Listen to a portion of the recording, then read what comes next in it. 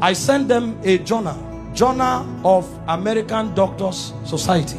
They did an investigation on the physical death of Jesus, and the conclusions they came out with. These are not Christians, these are scholars. They decided to study the physical death of Jesus. What they came up with, I only came with the pictures to show you, to give you an idea. Show me the picture where they tied him to the stick to scourge him. The way they did it was they carried a fat tree, planted it, and locked your hand so that you can't shake. That means when they are scourging you, you can't turn. And they stripped you naked when they scourged you. The cane they used to whip you, they attached bones and metals to it. So anytime they wipe you, it pulled off your skin. There were records that said they whipped somebody like that and the thing tore the intestine and things came out. Somebody else was scourged like that. The whole back was peeled off. They saw bones. That's how the thing enters. They whip you and tear your skin. So every time they wipe you, if they pull it, your skin comes out. So that when they finish beating you, because of the volume of fluid you will lose, you will die of taste. If you don't die of heart failure. This is scourging. And the Romans don't flog 39. It's the Jews that flog 39. The Romans flog until they are tired. So the people beating you, they will beat you until they faint. When they finish scourging you like this, if life remains in you, then mercy spoke for you. After they scourged him, they now took him trekking with the cross for close to 1 kilometer to Golgotha. He lost so much weight that short journey he fell 3 times. He couldn't walk, and nobody would give him anything to drink. Historian said when his face was wiped, blood stains crested the mark of his face on the handkerchief. Everywhere was bleeding. Can I show you the scripture that described this punishment? Isaiah 52 verse 14. When they finished beating Jesus, that alone would have been enough.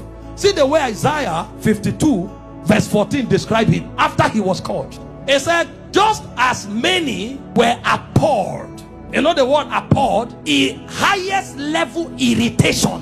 When you saw him, you are like, what is this?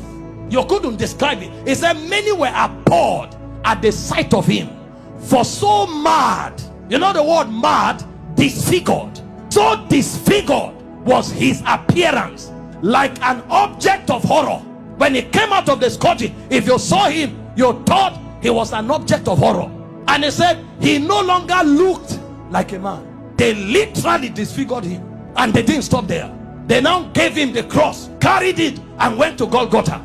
Then they began crucifixion. In crucifixion, they nail you at your wrist, because the idea was for you to hang there until you suffocate.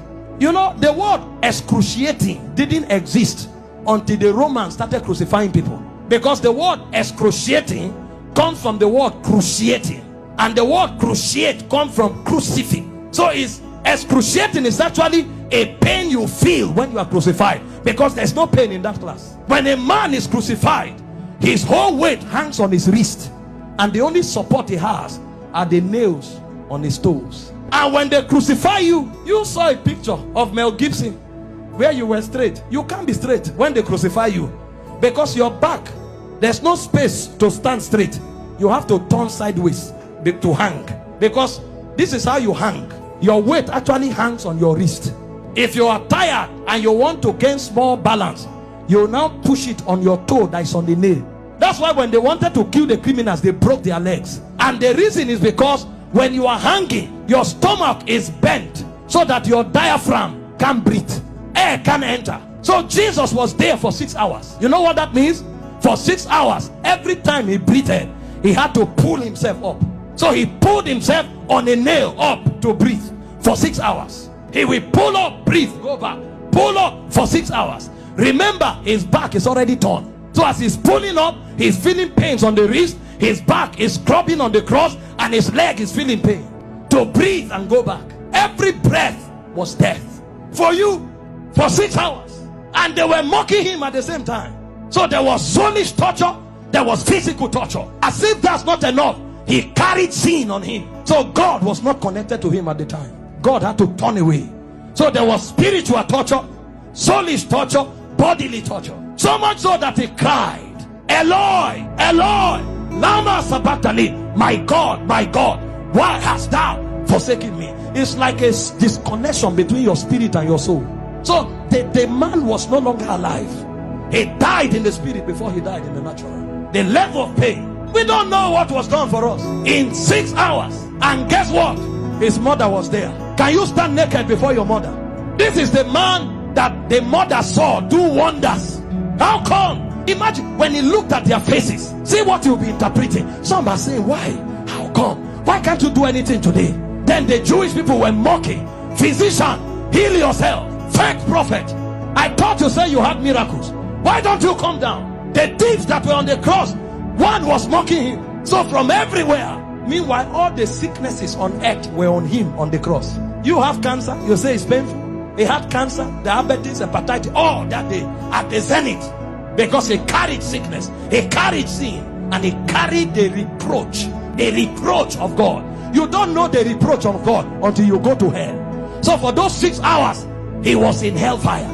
Until a point came when the price was paid. He looked up and said, I'm thirsty. They gave him vinegar. He said, no, that's not what I'm looking for.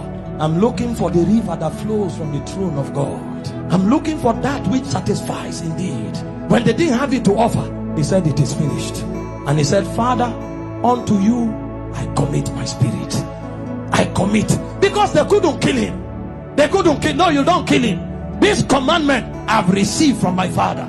I have the power to lay down my life and to take it up. So he felt all those pains, keeping his life inside him.